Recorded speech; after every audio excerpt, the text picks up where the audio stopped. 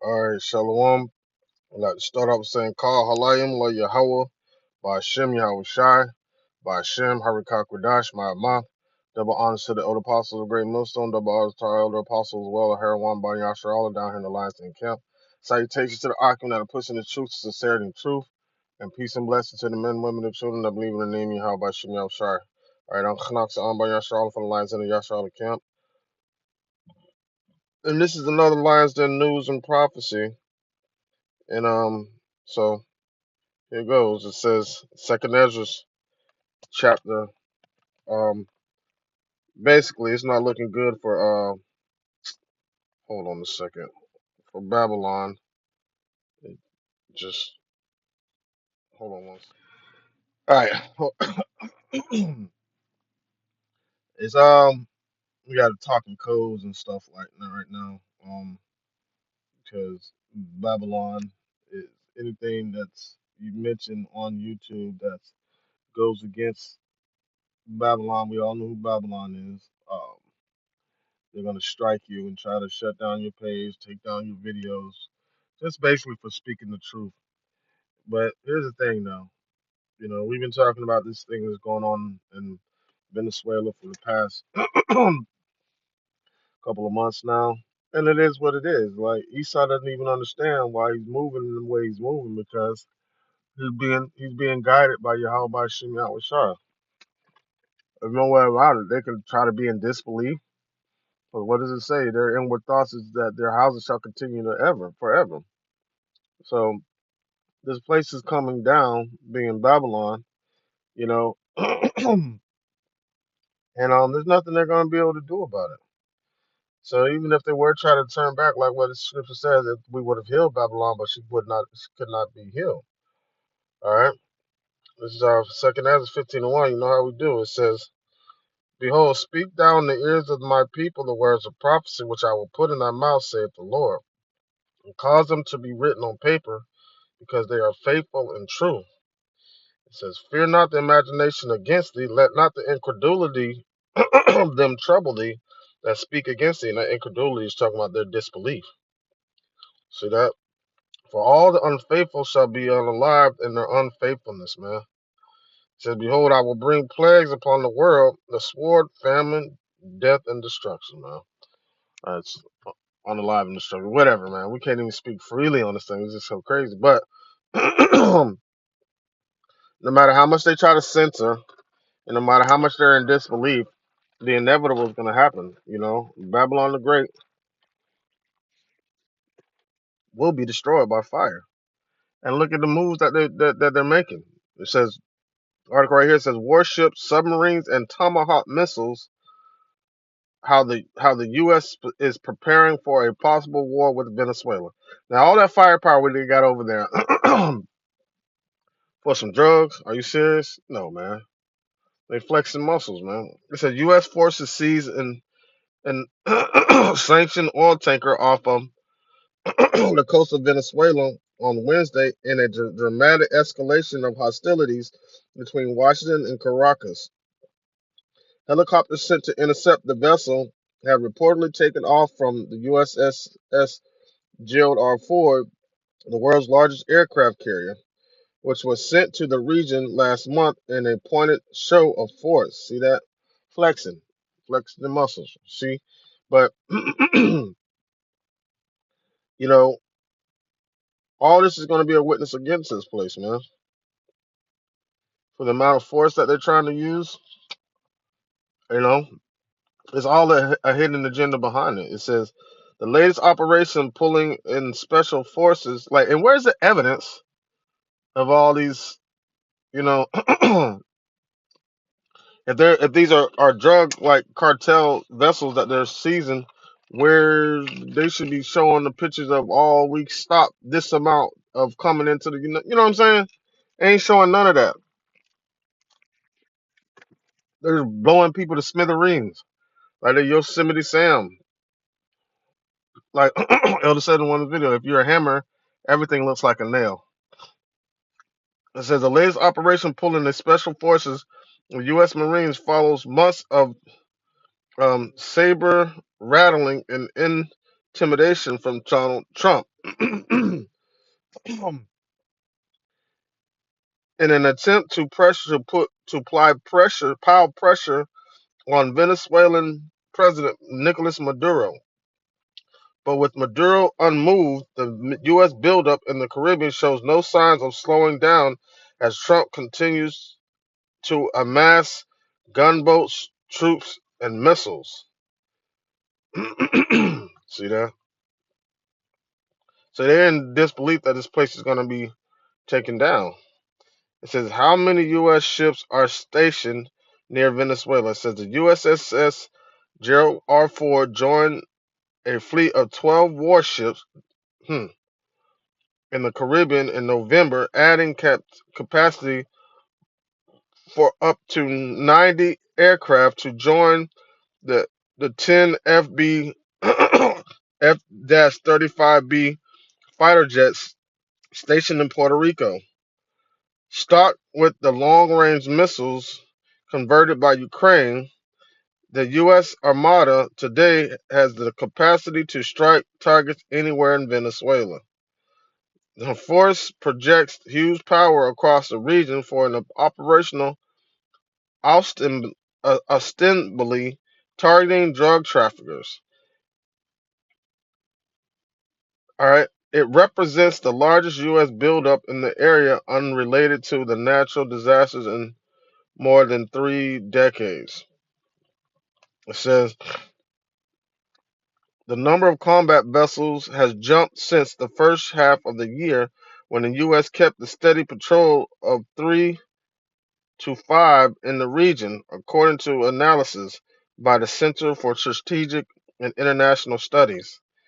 It said that figure leaves out the tankers and the resupply ships, also joining the fleet, and includes ships that direct air combat functions, even if it's not commissioned warships. It says the that rose to 10 in August when Trump deployed the IWO GMA amphibious ready ground group to the Caribbean. The U.S. began its military campaign in September, striking a small boat it said was carrying drugs without providing evidence. See that? They're not providing any evidence, just like they didn't provide no evidence of mass destruction of weapons of mass WMDs. You see that? It says that month the United States suddenly began construction at a formal naval base in Puerto Rico. Photos taken by Reuters showed the U.S. was coordinating its buildup with upgrades to landing and takeoff capabilities at Roosevelt Roads, the former site of one of the world's foremost naval stations before it was shut. It was it was shuttered in 2004. Civilians airports in Puerto Rico and Virgin Islands were also eyed for renovation. They finna see there. Little do they know that while they're trying to, compass these like places like Venezuela, compass them roundabout. Yahweh Shimel Shai has Slakia. Yahweh Shimel Shai has these other nations, all right, assembling themselves around Babylon. It says U.S. military officials and maritime experts said the new builds indicate the kind of preparations that could allow attacks on Venezuela. Yeah. As it began renovations on military bases, special forces joined the buildup in September before the 337M long USS Gerald R. Ford arrived in November. U.S. military assets have it says U.S. military assets have been used to deadly effect in the Caribbean in the last 4 months. unaliving at least 86 people between 22 strikes, according to the Pentagon. Man, they don't even care either. Tomahawks and land strikes. Trump threatened Venezuela and its neighbors with land strikes at the start of December in the clearest direct threat to Maduro's regime. He suggested any country producing drugs for distribution in the U.S. was fair game. Washington has an estimated 170 Tomahawk missiles ready, according to the CSIS. The long-range missiles could hit any part of Venezuela with the range of 800 to 1,000 miles. The United States is also believed to have tens of thousands of J-dam bombs stationed in the area and thousands of air-launched missiles with varying ranges. The CIA is said to be providing the bulk of intelligence used to carry out the strikes against small boats, sources told The Guardian, amidst fears Trump could turn his force inland. Where's the evidence, though? America's air power. It says flight tracking data shows the United States sent long range bombers to the region in October and November, but Russia sent some equipment there to help defend in October. It says several P-8 Poseidon or reconnaissance aircraft have also appeared over the Caribbean in recent weeks. With only a few thousand troops and a handful of land vehicles, however, the United States is not gearing up for land invasion. The United States does not have the ground forces needed for an invasion, Mark Kensian, retired military colonel and senior advisor of CSIS, told Politico. His analysis shows that the U.S. has 2,200 Marines in the area and 23 combat vehicles. It says while Venezuela can draw on around 100,000 personnel if needed, as well as hundreds of tanks, infantry, fighting vehicles, and artillery pieces. And then they got the aid of Russia. But see, they don't believe this place is going to fall. But like I said, they shall die in their unfaithfulness, man. You know, you know when you become. Here's the one thing about pride and having a position of rulership. If you have a position of rulership and pride, you have pride in there with it. You're going to be making moves thinking that you're invisible, can't be stopped, and then you're going to be overbearing, and you're going to be, you know what I'm saying? You're going to be prosecuting people. You're going to be, oppressing people because you feel like you can do it. You feel like you can do anything if people, because people have been bending to the will, yielding to America for so long that the United States feels like there's no stopping us. There's no stopping them. You know. However, according to prophecy, and this is what we do. That's why Scripture says, "Speak thou in the ears of my people the words of prophecy, which I will put in thy mouth," saith the Lord. Um, this according to prophecy, Babylon the Great is going to be destroyed by fire. These same weapons that they're setting up to be used on Venezuela, that and then some, are going to hit this place. The Lord's going to hit Babylon with the besom of destruction, man. We've been talking about. I've been doing lessons on this at least once a week for the past couple months, dealing with this topic, man.